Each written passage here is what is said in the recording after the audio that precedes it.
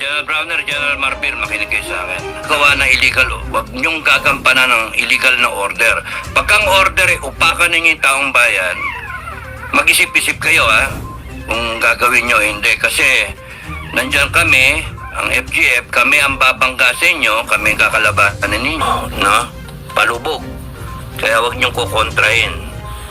At kung gusto niyong humantong ito sa hindi magandang himagsikan, ay magpumilit kayo. You die for your cause. You protect the president, you protect yung si Tamba, si Lisa, you protect your congressmen. Alam naman natin lahat ng mga tarantado. Because ang presidente ng Pilipinas may problema. Ang dapat gawin ninyo ay PNP, kumuha ng buhok ng presidente at isubject ninyo to air polygraph drug test. Kung sabi nyo lahat ng counterpart nyo, yun ang dapat gawin. AFP, PNP, makinig kayo sa akin. General Browner, General Marbil, makinig kayo sa akin. No? Not as an upper class, not as a senior cavalier, but as a Filipino citizen, as a representative of the sovereign people. Kuha kayo ng buhok ng presidente, ni Bongbong, hindi ko na presidente yan, kuha kayo ng buhok ng presidente, isubject nyo sa hair follicle na drug test. O kaya siya mismo, bitbitin nyo, dalhin nyo sa ospital. And then, cover nyo, gawin yung public, live. Maraming nanonood. Walang mali doon sa gagawin na yon na sinasabi ko kasi you are exercising the sovereign will of the people. Gusto namin magkaroon yan ng hair follicle drug test. Ganun kasimple. Now, pagka yung taong bayan lumitaw, you protect Inday Sara. You protect Inday Sara because you are mandated by the Constitution, our Constitution. Huwag nyo nang hintayin na magalit ang taong bayan. Kasi pagka nagalit ang taong bayan, mahirap sasagasaan kayo. Sasagasaan talaga kayo. At wag na wag ninyo, PNP, wag na wag ninyong sasaktan ng taong bayan. Wag na wag, Tore, wag mong sasaktan ng taong bayan. Wag kayong mga PNP, no? Officers and men, wag kayong tatanggap, wag kayong gagawa ng illegal, wag nyong gagampanan ng illegal na order. Pagkang order, upakan ninyo yung taong bayan, mag-isip-isip kayo, kung gagawin nyo, hindi. Kasi nandyan kami, ang FGF, kami ang babangga sa inyo, kami ang kakalabasan ninyo pagka sinaktan ninyo ang taong bayan. Okay? Mas maganda nga, magsuot na lang kayo ng puti. Pakita ninyo na kakampi nyo yung taong bayan. Suot kayo ng puti, Puti, anything, white ribbon or whatever. Kayo mga kababayan, kung may madadala kayo na mga ribbon na puti, sabihan nyo yung polis na haharang sa inyo. Kung kayo kakampi namin, suot nyo to. Kasi kung hindi, sasagasaan kayo ng taong bayan. No? Because what is coming is the wrath of the Filipino people. Hindi nyo na mapipigil yan, galit na ang taong bayan.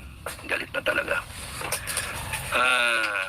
FGF, huwag kayong basta-basta papasok because matidisperse kayo Yung mas gusto ko concentrated kayo, mga commander, mas gusto ko yung nandyan lang kayo, on deck, no? Standby.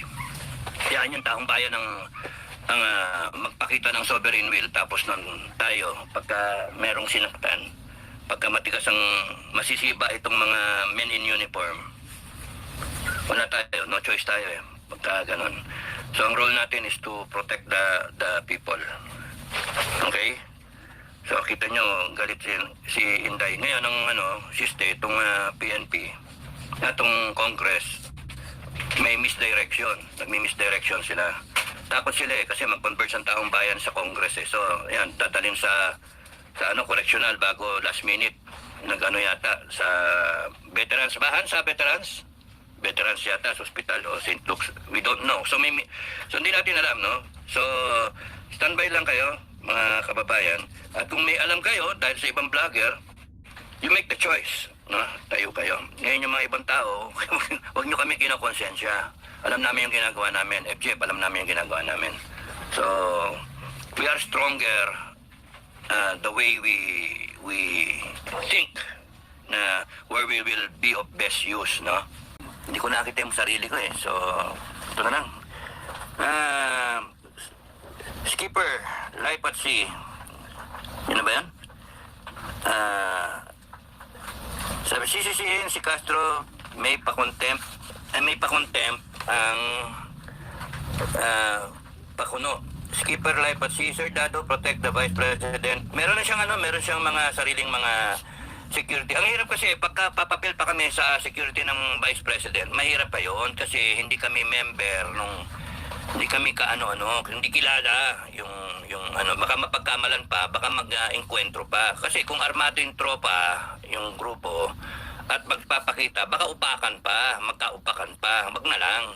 Hayaan mo na gawin nila yung trabaho. Kayong mga kababayan ang magprotekta sa bise. At kayong mga PNP, wag na wag kayong susunod sa illegal na order. O para lilinawin ko, walang kalabuan. PNP, wag ninyong kokontrahin ang taong bayan.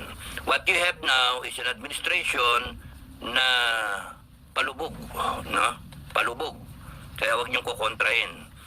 At kung gusto ninyong humantong ito sa hindi magandang himagsikan, ay magpumilit kayo. You die for your cause. You protect the president, you protect yung si Tamba, si Lisa, you protect your congressmen. Alam naman natin lahat ng mga tarantado, mga pulpul. Di ba? Ay, doon kayo sa tama. Doon kayo sa taong bayan. The sovereign Filipino people. Doon kayo. No? No-brainer. AFP, PNP, no-brainer. Eh, lumagay kayo doon sa tama. Be part of history. Doon kayo sa tama. Okay, sorry may sigaw ako. Okay. Buenos dias, Sing Sheng. Sis, galit na si BP Sara. Emerita Madaya, mabuhay po kayo, BP Sara. Duterte watching from ngayon at Japan. Papapanood ngayon doon kay